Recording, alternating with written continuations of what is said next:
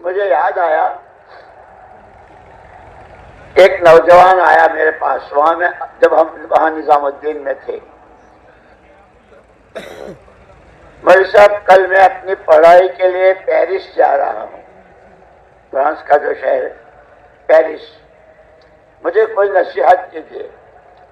تو پہلے تو میں نے اس سے کہا بھائی نصیحت کے لیے تو ہمارے بڑے سارے موجود ہیں، تم ان کے پاس جاؤ. کہ جی میں سب کے پاس ہو آیا، اب آخر میں آپ کوئی بات ضرور کہیں. میں نے کہا میں جب انہوں نے نصیحت کہ نہیں آپ سے میں جاؤں گا نہیں جب تک آپ نہیں کہیں گے. اللہ کی شان اس وقت اللہ نے دل میں ڈالی تو میں نے اس سے یوں کہا کہ ایک کام کر، جب تو پیرس کے اڈے پر اترے ہوائی جہاز سے تو اپنے اور اللہ کے بیچ میں ایک بات طے کر لینا، اللہ پاک جب تک میں اس ملک میں ہوں، اس پیرس میں ہوں، کہیں بھی میں یہاں جو ہوں، اس وقت میں نے اس کو انگریزی میں کہا تھا as a delegate of prophet Muhammad صلی اللہ علیہ وسلم، میں یہاں رہوں گا حضور کا نمائندہ بن کر. کیا اور کچھ؟ میں نے کہا بس، کیا اور کچھ؟ بس اتنی ہی. اللہ کی شان 2 سال کے بعد وہ واپس آیا، کہنے لگا مولوی صاحب پیرس تو ننگا شہر، کتنی بے حیائی اور کیسے سامان، دنیا بھر کی خرافات اور سامان سارے وہیں سے سپلائی ہوتے ہیں.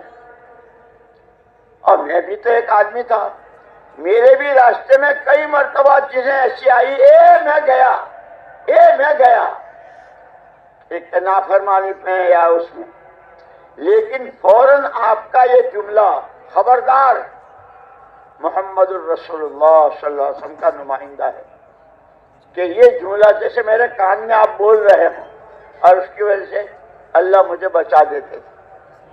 2 سال رہا، کتنے حالات ایسے آئے، لیکن اس کو سوچتے ہوئے نبی کا نمائندہ ہوں. اور نبی کون کہ جن کے بعد کوئی نبی نہیں، نبی کون کہ تمام عالموں کے لیے رحمت للعالمین، جتنے عالم ہیں سب کے لیے میں ان کا نمائندہ ہوں. کہ اللہ اس ایک بول سے مجھے بچا لیا. اور میرے دوستو اللہ پاک نے ہم کو یہ کام ایسا دیا ہے، بعض مرتبہ آدمی بہت اپنی من مانیوں میں اور آوارہ گردیوں میں اور پتہ نہیں اچھل کود میں ہوتا ہے، کبھی کسی وقت کی کوئی بات کسی اللہ والے کی، کسی اچھے بھلے آدمی کی وہ دل کو لگ جاتی ہے اور آدمی کے دل کا رخ صحیح ہو جاتا ہے. اسی لیے کہتے ہیں کہ ہماری یہ مجلسیں خالی باتیں کرنی اور سن لے کر دامن جھاڑنے کی نہیں ہے. کیا کہا، لیکن سب سے پہلے تو کہنے والا کیا کہہ رہا ہے وہ بھی سوچے.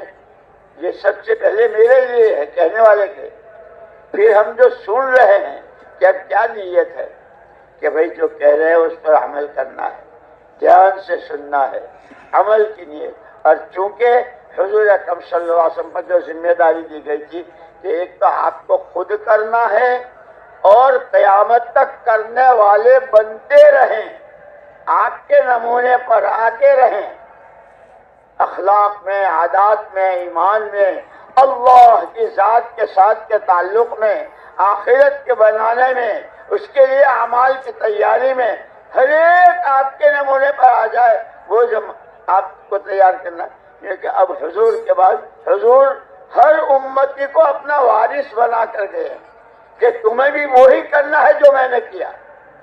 اور اسی لیے جب حضور اکرم صلی اللہ علیہ وسلم مدینہ منورہ تشریف لے گئے ہجرت کر کے، وہاں 2 خاندان تھے، اوس اور خزرج. 120 سال سے وہاں لڑائی تھی، کتنا خون، کتنی جانیں، کتنا مال برباد، اور کوئی آپس کی صلح کی کوئی شکل نہیں. حضور تشریف لائے، آپ کے سامنے بھی یہ سارا، لیکن آپ نے ان کو صلح، آپس میں صلح کرانے کے لیے زمینیں، پیسے، مال دولت، بلکہ خود آپ نے فرمایا نحن معاشر الانبیاء لا نورث دینارا ولا درہما، ہم نبیوں کی جماعت، پیغمبروں کی جماعت جو اللہ کی طرف سے اللہ کے بندوں کی سچی صحیح رہبری کے لیے آتے ہیں، وہ پیچھے والوں کو پیسوں کا وارث بنا کے نہیں جاتے۔ وَإِنَّمَا نُوَرِّثُ الْعِلْمَ، اس لیے کہ ہر نبی کے ساتھ ایمان کی دعوت اور اللہ کا علم، ایمان کی دعوت اور اللہ کا علم، تورات، زبور، انجیل، صحیفے، اور سب سے اخیر میں قرآن مجید، کیا ہے؟ اللہ کا کلام ہے۔ اس کے بعد ہر نبی ساتھ لائے، اس لیے حضرت نے فرمایا ہم پیسوں کا وارث نہیں بناتے، ہم تو علم الہی کے، اس لیے ہم قرآن کے وارث ہیں۔ جیسے نبی کی زندگی اور نبی کے عمل کے وارث ہیں، نبی والی محنتوں کے وارث ہیں، اس لیے مدینہ منورہ میں شروع میں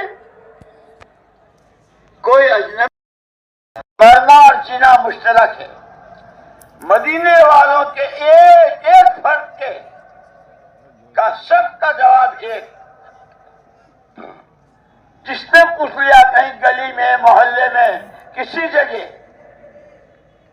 کون ہو، تو جواب ایک ہی ہوتا تھا، بندہ اللہ کا ہوں، اس کی بندگی میری زندگی کا مقصد ہے، امتی محمد الرسول اللہ صلی اللہ علیہ وسلم کا ہوں، ان کا کام میرا کام ہے۔